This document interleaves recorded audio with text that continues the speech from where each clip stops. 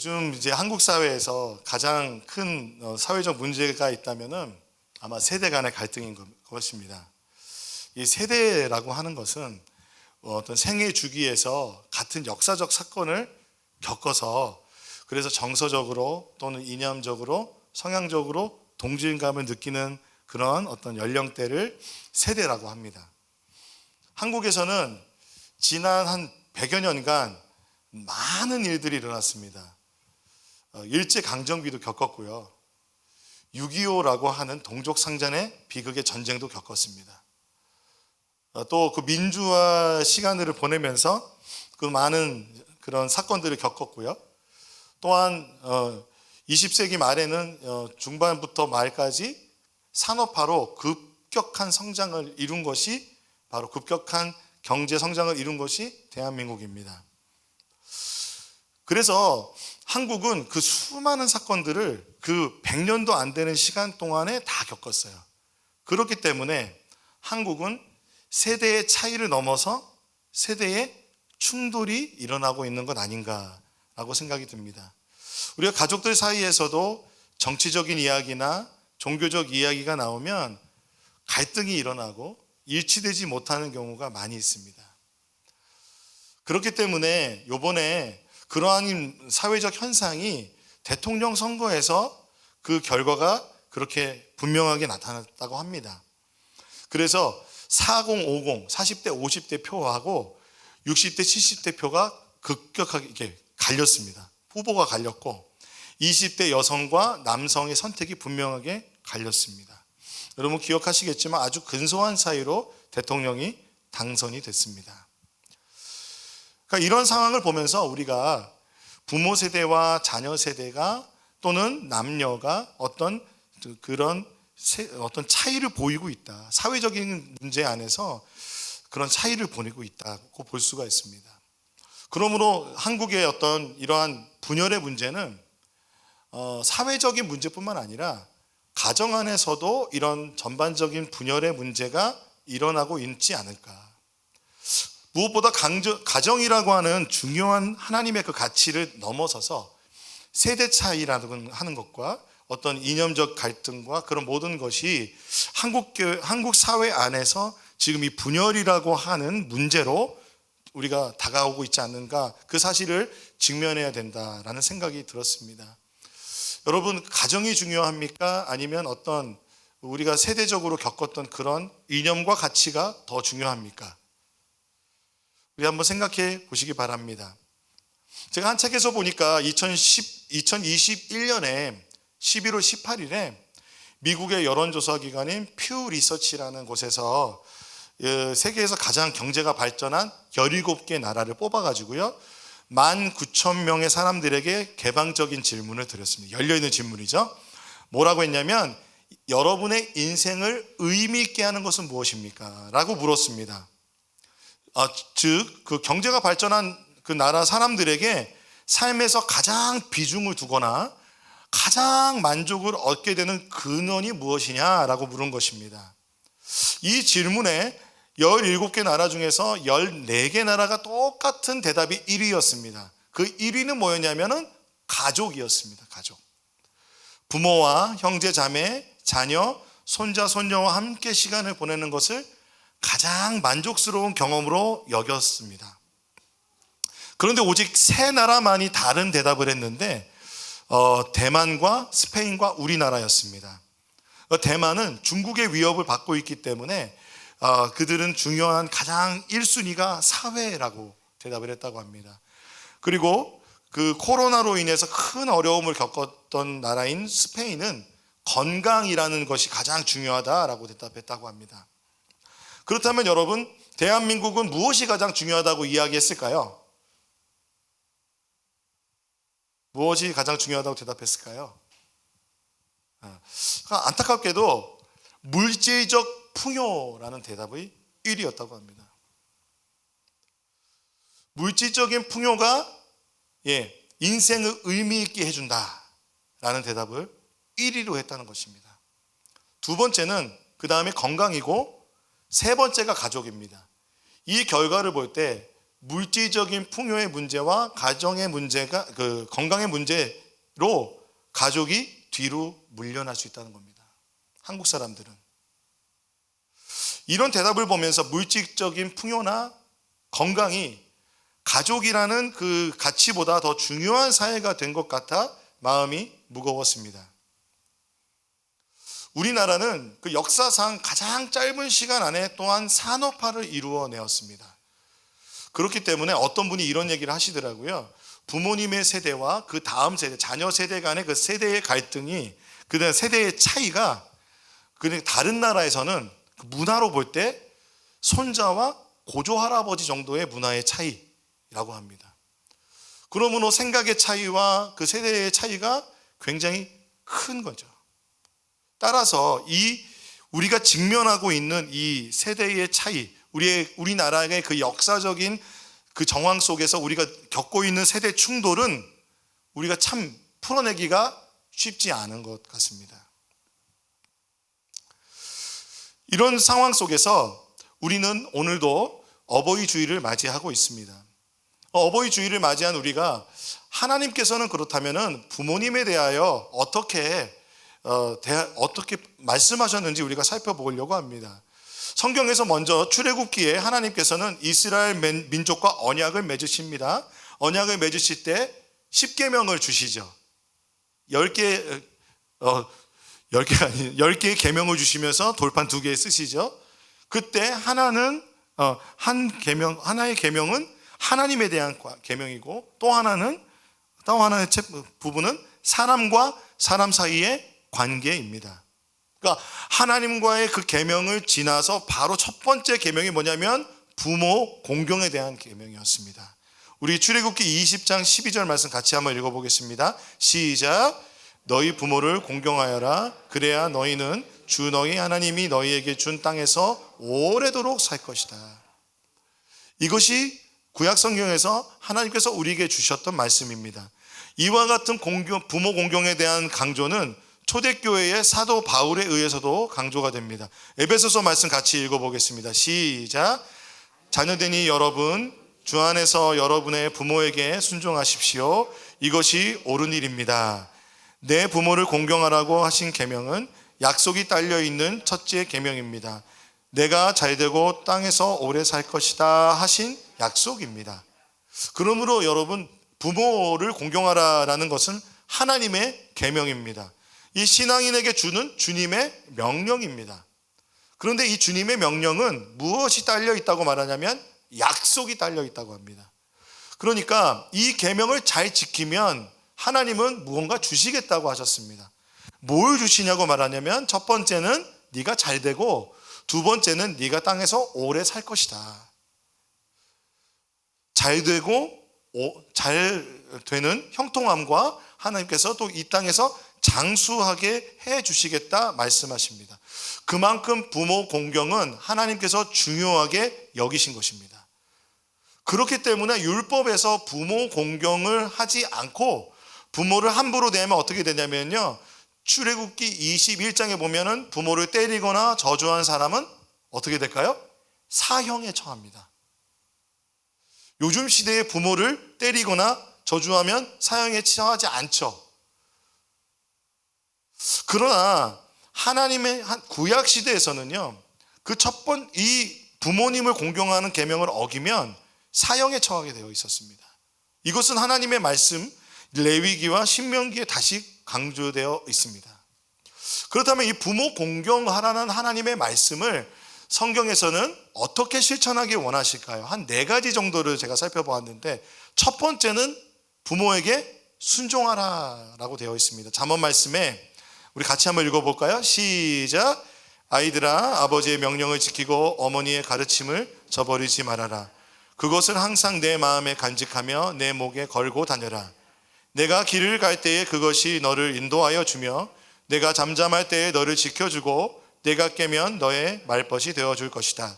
참으로 그 명령은 등불이요 그 가르침은 빛이며 그 훈계의 책망은 생명의 길이다.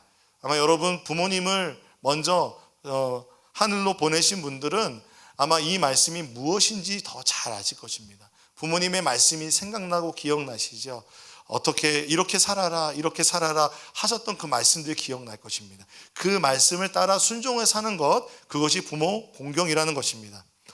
두 번째는 부모를 기쁘게 하라라고 하였습니다. 잠언 말씀 함께 읽어보겠습니다. 시작.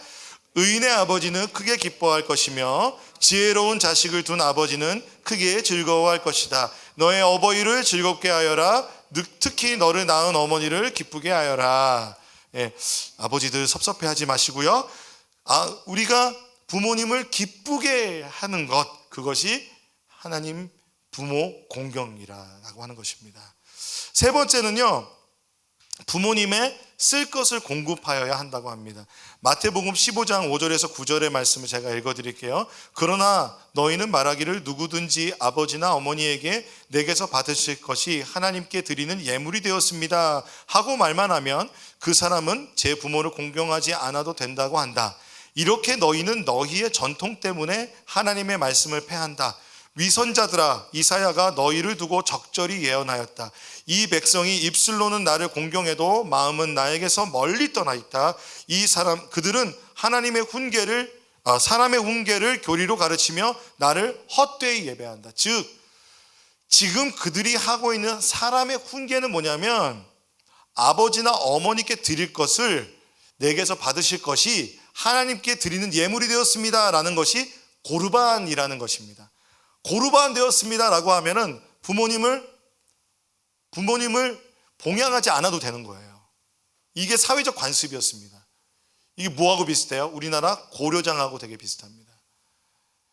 그러므로 이것을 예수님께서는 책망하셨습니다. 하나님께서 이 백성이 입술로는 나를 공경해도 마음은 나에게서 멀리 떠나 있다라고 말씀하시죠. 부모를 공경하지 않는 게 나에게서 멀리 떠나 있다라고 말씀하신 겁니다. 그러므로 부모가 어려운 형편에 있을 때 부모의 쓸 것을 자녀들이 공급하여 드려야 하는 것입니다. 일부러 뭔가 어떤 사회적 관습의 핑계를 대서 부모를 부양하지 않는 것에 대해서 예수님 그때 당시에 책망하셨습니다. 네 번째는요, 마지막으로는 어려운 중에도 평안하도록 돌봐야 합니다. 룻기 말씀 2장 11절에 보아스가 룻에게 대답하였다. 남편을 잃은 뒤에 댁이 시어머니에게 어떻게 하였는지를 자세히 들어서 다 알고 있어. 댁은 친정 아버지와 어머니를 떠나고 태어난 땅을 떠나서 엊그제까지만 해도 알지 못하던 다른 백성에게로 오지 않았소 라고 말합니다. 룻이 어떤 사람입니까? 이방 여인입니다. 그런데 히브리 여자, 이스라엘 사람 어머니 나오미가 홀로 되자 어머니를 버리고 자기 민족에게로 갈 수 있었음에도 불구하고 어머니와 함께 동행하였습니다. 그러니까 보아스가 룻을 통하여 예수님의 혈통이 이어집니다. 룻은요, 그 어머니를 돌봤습니다. 봉양하였습니다. 함께하였습니다. 그러므로 어려울 때 부모님과 동행하며 평안하게 해드린 것은 중요한 것입니다. 이와 같이 기독교는 부모를 공경하는 것을 중요하게 여깁니다. 효의 종교라고 말씀드릴 수도 있을 것 같습니다. 그런데 앞서 말씀드린 것 같이 세대 간의 갈등과 충돌이 일어나잖아요. 그럼 우리는 어떻게 해야 될까요? 부모님의 세대는 어떻게 하셔야 될까요? 자녀의 세대는 어떻게 해야 될까요? 하나님의 말씀대로 부모의 세대의 말씀에 무조건 복종해야 할까요? 그렇다면 우리가 생각해 보아야 될 것이 있습니다. 구약의 시대에서는 어르신의 말씀은 하나님의 말씀이 전달되는 아주 절대적인 것이었습니다. 그리고 과거에는 어르신의 경험과 지식이 그 당시에 살아가는 어떤 사람들보다 풍성하였습니다. 그러니까 지금 우리가 뭔가 궁금하면 네이버를 쳐서 그 모든 지식을 알듯이 어른에게 물어보는 거예요. 이때는 어떻게 해야 됩니까? 갑자기 큰 재해가 일어났어요. 어떻게 하면 이 재해를 극복할 수 있습니까? 큰 지진이 일어났어요. 어떻게 하면 이 지진이 극복할 수 있습니까? 라고 물어보는 것입니다. 그런데 요즘과 같이 세대가 빨리 변하고 4차 혁명, 산업혁명의 디지털 정보화 시대 가운데서는 그 모든 정보를 어디서 얻을 수 있냐면 인터넷 가운데서 얻을 수 있습니다. 그러다 보니까 그 정보에 대한 분별, 신뢰성, 그것이 굉장히 중요하게 되고, 그리고 세상을 살아가는 지혜를 어르신에게 가서 묻기보다는 그리고 그 인터넷 정보를 통해서 얻는 경우가 많이 있습니다. 뭐 이것만 가지고 볼 수는 없지만, 그렇기 때문에 부모의 세대와 자녀의 세대, 그리고 이 손주의 세대, 이 세대들의 어떠한 연합이나 그런 부분들이 어느 때보다 쉽지 않은 시대에 우리는 살아가고 있습니다. 그렇다면 우리는 그러면 어떻게 해야 될까요? 어거스틴이라는 분이 있어요. 성 어거스틴이라는 분이 있는데요. 이분이 기독교 사상가로서 모든 우리의 그 기독교의 교리에 영향을 미친 분이십니다. 많은 기독교 사상가들이 이 선 어거스틴의 말을 다시 재인용했는데요. 이런 말이 있습니다. 함께 읽어보겠습니다. 시작. 본질에는 일치를, 비본질에는 관용을, 모든 일에는 사랑을. 본질에는요, 일치를, 본질적인 것, 그것에는 하나 되도록 노력해야 되는 것입니다. 두 번째, 비본질적인 것에서는 관용하고 품어주고 자유를 주어야 한다는 것입니다. 그리고 이 모든 일에 무엇으로? 정의가 아니라 사랑으로 대하여야 한다는 것입니다. 그러므로 하나님께서 가정을 주시고 그 부모와 자녀들을 가정으로 이루어 주셨을 때 하나님의 식과 법으로 하나님의 나라를 이루며 살아가고 일치하도록 노력해야 한다는 것입니다. 그렇게 하기 위해서는 하나님의 말씀을 읽고 하나님의 뜻을 분별하며 서로 열린 마음으로 대화하며 그 한 마음으로 서로를 품도록 노력하는 일이 필요합니다.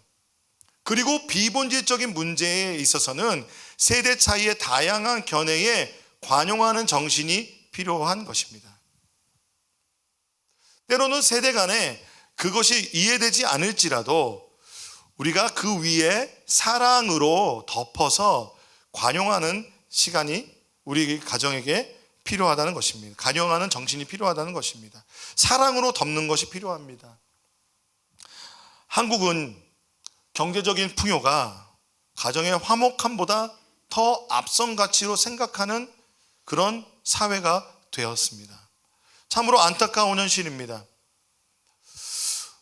우리가 가정에서 정치적인 문제나 그 견해 차이가 있을 때 참 이렇게 얼굴을 붉히게 되거나 말을 꺼내는 것조차가 어렵게 되게 되는 것을 우리는 겪게 되었습니다. 여러분 아마 겪어보셨을 것입니다. 그때 하나님께서 저에게 주셨던 마음이 있었습니다. 왜 내가 이렇게 마음이 불편할까?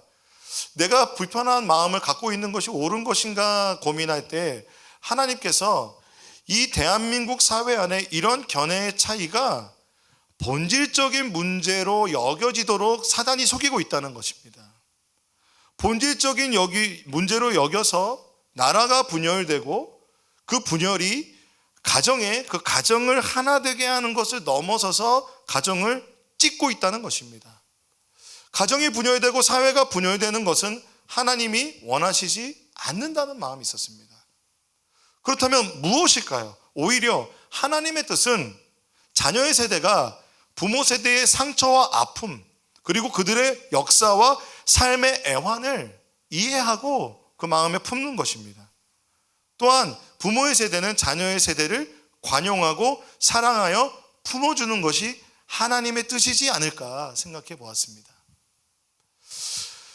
부모를 공경하라라고 했을 때 사도 바울이 전제를 딱 걸었어요. 뭐라고 하냐면 주 안에서 부모를 공경해야 하는 것입니다. 그러므로 부모 세대도 자녀 세대에게 주 안에서 대하여야 합니다. 자녀 세대는 부모 세대에게 주 안에서 대하여야 합니다. 따라서 하나님 안에서 주님의 식과 법이 어긋나는 것이 있다면 때로는 서로 강요하거나 요구하지 않아야 할 것입니다. 제가 20대에 읽었던 책이 있습니다.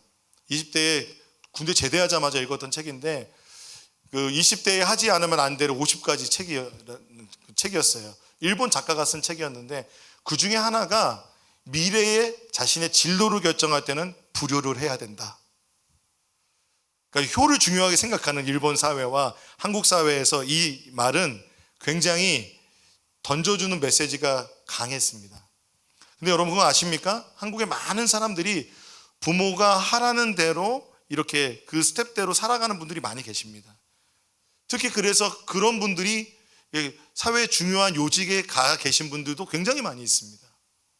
그런데 제가 이런 컨설팅을 받는 그분들을 이제 코칭해 주시는 분들이 얘기를 들으면 저 정도 나이가 됐을 때 이분들이 그 대기업이라고 하는 그리고 그 안정감을 깨고 나오시는 게 너무 힘드신 거예요. 그런 고민들을 막 얘기하신다고 하시더라고요.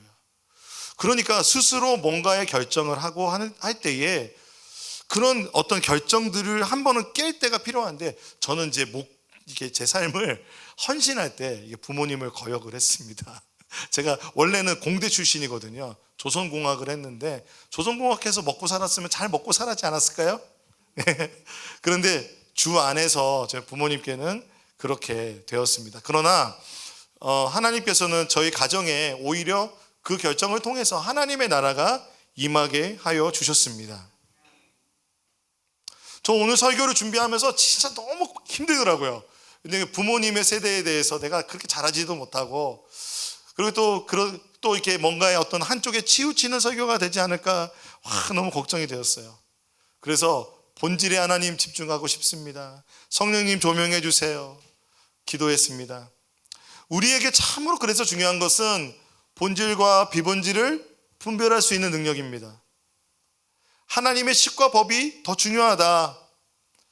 이것은 세상의 관습과 법에서 왔다. 이것은 비본질이다라는 것을 구분 지을 수 있는 지혜와 용기가 필요하다는 것입니다. 그리고 그 모든 일에 우리는 정의가 아니라 하나님의 사랑으로 가정 안에 대하여야 합니다. 그래서 제가 막 고민하면서 하나님 어떤 부모님, 성경에 있는 부모님 한 분을 소개시켜 주고 싶은 거예요. 누구를 소개할까요? 생각했더니 그 모세의 엄마가 생각이 났어요. 모세의 어머니가 이 모세를 낳을 때 그 시대가 어땠냐면요. 이집트의 왕이 일어났는데 그 왕이요. 그 요셉이라고 하는 사람을 모르는 왕이었어요. 그러니까 요셉은 이스라엘 민족이잖아요. 그리고 이집트에 가장 큰 어려운 흉년이 왔을 때 이집트를 건져낸 사람이에요. 그러니까 어떻게 했어요? 보은하였겠죠. 잘 대해줬을 거예요. 그런데 모르는 왕이 나와서 이들을 견제하기 시작하는데 이스라엘 백성들은요 너무 이렇게 아기를 잘 낳는 거예요. 자녀의 출산이 그래서 수가 막 불어나요. 그런데 이집트 사람, 여러분 사회가 고도화되면 아이를 많이 안 낳잖아요. 이집트 사람들은 자녀가 적은 거예요. 그러니까 이 수가 많아지니까 어떻게 해요? 견제해야 되니까 그들에게 노역을 시키기 시작했어요. 심한 중노동을 시키기 시작했어요. 심한 중노동을 시키면 시킬수록 애를 더 잘 낳아요. 점점 더 많아져요. 그러니까 산파를 불러내요. 그 사람 이름이 시브라와 부아라는 두 명의 산파가 있는데 불러가지고 왕이 남자애가 나오면 죽이고 여자애가 나오면 살려 이렇게 얘기를 한 거예요. 그런데 이 두 산파가 하나님이 너무 두렵고 경외감이 있는 거예요. 하나님이 두려운 걸 아는 거예요. 그러니까 다 살려줬어요. 그러니까 오히려 이스라엘 백성들이 그 수가 크게 불어났다고 말합니다. 핍박할수록 하나님의 백성은 더 크게 하나님께서 보호하심 안에 있는 것 같습니다. 그러니까 이 이집트 왕 바로가 이런 명령을 내립니다. 딱 모든 나라에 갓 태어난 히브리 남자 아이는 모두 광물에 던지고 여자 아이들만 살려두어라. 연기력 괜찮았습니까? 바로 이때 태어난 사람이 모세예요. 모세는 이때 구원을 받아서 이스라엘 민족을 출애굽시키고 그 출애굽시킨 하나님의 사람, 그 탁월한 지도자로 성장하게 되었습니다. 그런데 그를 살리고 키워낸 사람이 누구냐면 바로 그의 어머니 요게벳이었습니다. 출애굽기 2장 1절과 10절에는 이 내용이 잘 담겨져 있는데요. 오늘 저는 민수기 말씀을 인용했어요. 그 출애굽기에는 부모님의 이름이 나오지 않아요. 그런데 이후에 민수기에 나오는데 모세는요 레위 지파 사람인데 특별히 부모님이 둘 다 레위 지파 사람이에요. 레위 지파는 나중에 어떤 가문이 되죠? 제사장 가문이 됩니다. 대제사장 가문이 됩니다. 하나님을 찬양하고 예배하고 하나님을 높여드리는 그 제사장 가문이 됩니다. 자, 근데 민수기에 어떻게 기록이 되었냐면 아므람의 아내 이름은 요게벳인데 그는 레위가 이집트에서 얻은 딸이다.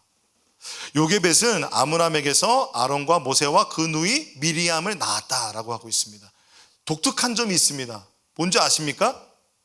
보통은 남편의 이름이 나오고 아내에게서 그 자식이 나왔던데 요게벳을 주목하면서 그는 그러니까 레위 자손이 이집트에 있을 때 얻은 딸이다. 이 사람을 설명해요. 여인을 설명하고 그리고 이렇게 얘기해요. 요게벳은 아므람에게서, 요게벳이라는 이 여인이 아므람에게서 아론과 모세와 그 누이 미리암을 낳았다. 우리 아므람의 믿음에 대해서는 우리가 알 수 없지만 요게벳의 믿음은 분명하게 알 수가 있는 것 같습니다. 아므람과 요게벳은 아론과 모세와 누이 미리암을 낳았습니다. 이남일녀죠. 정황상으로 볼 때 모세의 형 아론이 태어났잖아요. 그러니까 그때 모세가 태어날 때쯤에 있었던 그 왕의 명령 이전에 태어났다고 볼 수 있는 겁니다. 그리고 여러분 잘 아는 그 누이는 미리암으로 아주 똑똑한 아주 지혜로운 누나였습니다. 출애굽기 말씀에 보면요 이렇게 되어 있습니다. 레위 가문의 한 남자가 레위 가문의 한 여자를 아내로 맞이하였다. 누군지 아시죠? 아므람과 요게벳입니다. 그 남자가 임신을 하여 아들을 낳았는데 그 아들이 모세죠. 아직은 모세란 이름이 없습니다. 그 아이가 하도 잘생겨서 남이 모르게 석 달 동안이나 길렀다. 그러나 더 이상 숨길 수가 없어서 갈대 상자를 구하여다가 역청과 송진을 바르고 아이를 거기 담아 강가의 갈대 사이에 놓아두었다. 그 아이의 누이가 멀찍이 서서 아이가 어떻게 되는지 지켜보고 있었다. 1절과 2절에 보면요, 이 어머니 요게벳이 그 아들을 낳았는데 아이가 하도 잘생겼대요. 고슴도치 사랑 아시잖아요. 자기 자식은 다 이쁘잖아요. 어느 날 제가 고등학교 때 친구들이랑 막 걸어가고 있었어요. 저쪽에서 어머니가 막 오는데 그리고 나서 나중에 가면서 우리 아들이 제일 잘생겼네 그러더라고요. 여러분 아시죠? 제가 제일 잘생기지 않았다는 사실을 눈치채셨을 겁니다. 그런데 요게벳이 모세를 본 잘생김은 무엇이었냐면은 히브리어로 보면 따라 보겠습니다. 토브. 잘 따라해 주셨습니다. 토브라는 것은 하나님이 창세기에 모든 것을 창조하고 나서 보시기에 선하였다, 보시기에 좋았다 했을 때 토브입니다. 좋다, 선하다, 아름답다, 존귀하다 라는 것은 이 어머니 요게벳이 그 아이를 보았을 때 그만큼의 어떤 하나님의 마음이 느껴졌다는 것입니다. 아이를 바라볼 때 하나님의 마음으로 아이를 바라보았습니다. 단순히 외형적으로 아름다웠을 뿐 아니라 장차 하나님의 일을 감당할 사람으로서 그 존귀함과 뛰어남이 보인 겁니다. 그 용모 속에 드러나 있었고 그 아이를 향한 그 하나님의 마음을 요게벳이 깨달았다는 것입니다. 그래서 요게벳은 결정하죠. 어떤 결정이에요? 이 아이를 강가에 버리지 않고 내가 기르겠다, 숨겨서라도 키워야겠다. 왕의 명령을 어기고 담대하게 그를 감추었습니다. 히브리서는 그렇게 이야기하고 있습니다. 모세가 태어났을 때 믿음으로 그 부모는 석 달 동안 아이를 숨겨 두었습니다. 그들은 아기가 잘생긴 것을 보았기 때문입니다. 그들은 왕의 명령을 두려워하지 않았습니다. 그런데 아이가 자라면 어떻게 되죠? 점점 목소리가 커지잖아요. 배고프면 목소리가 더 커지고 100일이 되면 감당할 수 없을 정도로 막 이리 뒤집고 저리 뒤집고 막 그렇게 난리가 납니다. 더 이상 아이를 숨길 수 없는 상황이 되었습니다. 저 집에서 지금 아이 소리가 나는데 이웃들이 아마 다 눈 감아 주지 않았을까요? 그런데 혹여라도 이집트 관리나 누군가 알게 되면 아이의 목숨이 위태로운 지경이 되었습니다. 어떠한 일이 일어날지 어떻게 알겠습니까? 그래서 이 어머니는 어떤 한 결정을 합니다. 아이를 갈대 상자에 넣어서 그 강에다 내어놓자. 이게 여러분 혹시 아이를 버린다고 느껴지지 않으십니까? 아이를 포기하는 결정으로 느껴지십니까? 요즘 사실 그런 분들이 많이 있어요. 서울에 보면은 베이비박스 사역을 하시는 분이 계세요. 저도 한번 그 아이들과 함께 시간을 보낸 적이 있는데 아이들이 장애를 갖고 태어난 아이들이 많아요. 미혼모들이 그렇게 출산을 하고 나서 그 베이비박스 거기에 데려다 놓는 거예요. 그러면 그 목사님이 그 아이를 거두어서 자녀를 키워요. 그 사역을 하고 계세요. 그렇게 버린 걸까요? 아니요, 그게 아니에요. 누구보다 사랑하지 않았을까요? 누구보다 사랑했지만 이 아이를 살리려는 그 결정은 이 아이를 오히려 놓아주는 것이다. 이 아이의 운명을 하나님께 맡기겠다.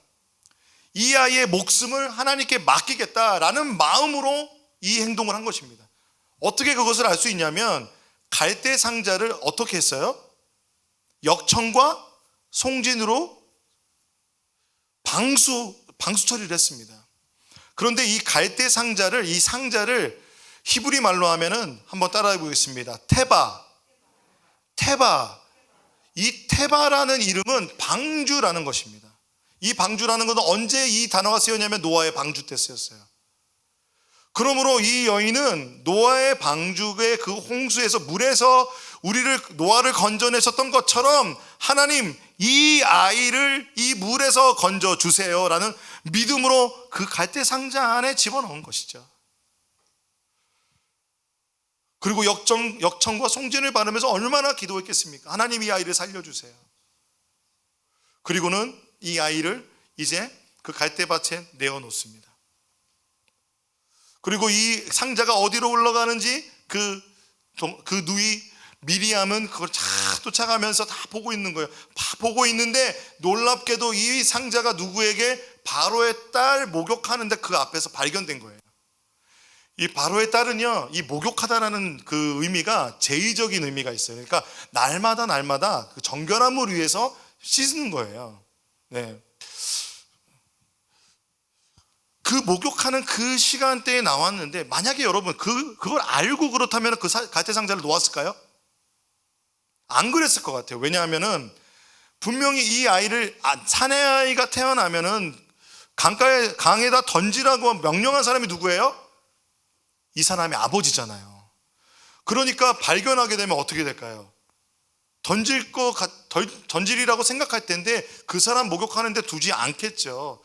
그러므로 이것은 하나님이 그 갈대 상자를 바로의 딸 앞으로 이끌어내신 거라고 우리는 볼 수 있습니다. 이끌어냈을 때 바로의 딸이 이 상자를 보고 열었는데 어머니와 그 요게벳과 똑같은 마음을 느꼈어요. 어떤 마음? 긍휼한 마음, 사랑하는 마음을 하나님께서는 그 안에 주셨어요. 그래서 이 아이를 향하여 긍휼한 마음이 생기게 하셨어요. 그래서 이 아이를 내가 키워야겠다. 여러분 입양할 때 그 입양하는 분들의 제 이야기가 들어보면 그 아이를 만나면 그 아이가 내 마음에 들어온대요. 그래서 가슴으로 낳는다고 하잖아요. 우리가 출산으로 아이를 낳지만 또한 입양으로도 우리는 그 마음으로 아이를 품어 아이를 나의 자녀로 키워낼 수 있는 것입니다. 그래서 이 바로의 딸이 그 마음을 가졌는데 미리암이 옆에 있었잖아요. 미리암이 얼마나 지혜로운지 공주님 제가 아는 정말 유모가 있는데 지금 방금 출산해서 지금 너무 지금 아이가 너무 필요하다고, 그래서 내가 정말 좋은 사람이라고 소개해 드릴까요? 그랬더니 바로의 딸이 히브리 아이니까 히브리 여인에게서 그럼 좀 유모를 삼아서 키우자라는 결정을 합니다. 그래서 놀라운 것은 갈대 상자에 떠나보낸 아이가 오히려 공식적으로 내가 돌볼 수 있는 유모가 되어서 나의 가정으로 돌아온 거예요. 이것이 하나님의 방법인 것입니다. 내어주지만, 아이들을 포기하는 결정을 하지만 하나님은 다시 하나님의 방법으로 다시 나의 품으로 오게 하십니다.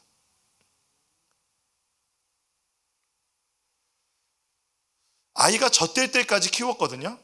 그러면은 아이가 약 4년 정도를 키웠다고 보는 거예요. 그리고 이 4년 정도 이후에 이 아이는 이집트 왕국에 들어가서 35년간 활동을 합니다.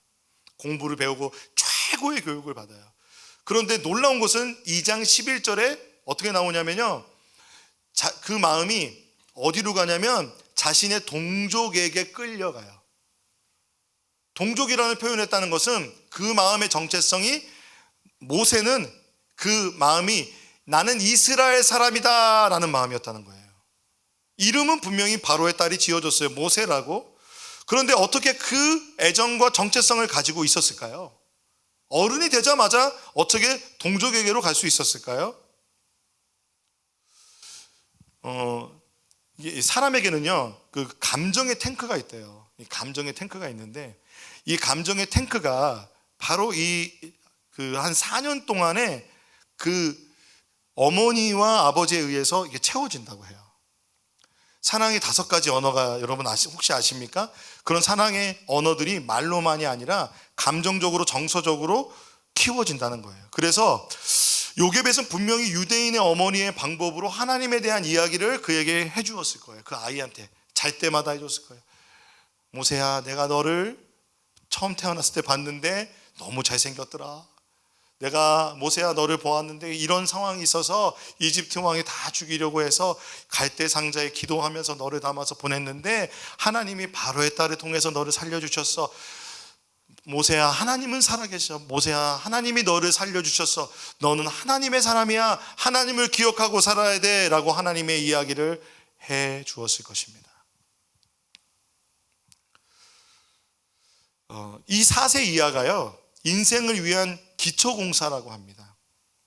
이 시기에 받은 교육은 인격을 형성하고 상호 신뢰감과 공감력, 그리고 사회성을 만들어 간다고 그래요. 그 심리학의 바운더리 문제를 연구하시는 분들에게도요, 이때가 처음에는 어머니와 아주 긴밀한 유대감 가지고 있다가, 그리고 나서는 반드시 이후에 한 18개월이나 12개월 이후에 분리와 개체화, 내가 어머니와 다른 존재구나 라는 것을, 이 2가지가 같이 형성되어야 한다고 합니다. 이런 어머니의 사랑의 양육으로 인해서 히브리서는 이렇게 기록하고 있습니다. 믿음으로 모세는 어른이 되었을 때에 바로 왕의 공주의 아들이라 불리기를 거절하였습니다. 오히려 그는 잠시 죄의 향락을 누리는 것보다 하나님의 백성과 함께 학대받는 길을 택하였습니다. 모세는 그리스도를 위하여 받는 모욕을 이집트의 재물보다 더 값진 것으로 여겼습니다. 그는 장차 받을 상을 내다보고 있었던 것입니다. 모세는 이집트의 그 놀라운 재물과 그 명예보다 하나님 백성 되는 것을 선택하였습니다. 하나님의 백성으로 그 학대받는 길을 선택하는 용기를 가지고 있었습니다. 그것은 바로 어머니 요게벳의 사랑과 믿음이었습니다. 그러므로 여러분, 우리는 기억해야 합니다. 우리 대한민국이, 우리 기독교가 이렇게까지 성장할 때 어머니의 기도, 아버지의 기도가 있었다는 것을 기억해야 합니다. 뿐만 아니라 우리는 자녀 세대로서 앞으로 우리 자녀들에게 사랑과 믿음으로 양육하는 결정을 해야 하는 것입니다. 이런 애절한 요게벳의 마음이 담긴 찬양이 있습니다. 오늘은 그 찬양을 같이 함께 보면서 그 적용을 해보려고 합니다.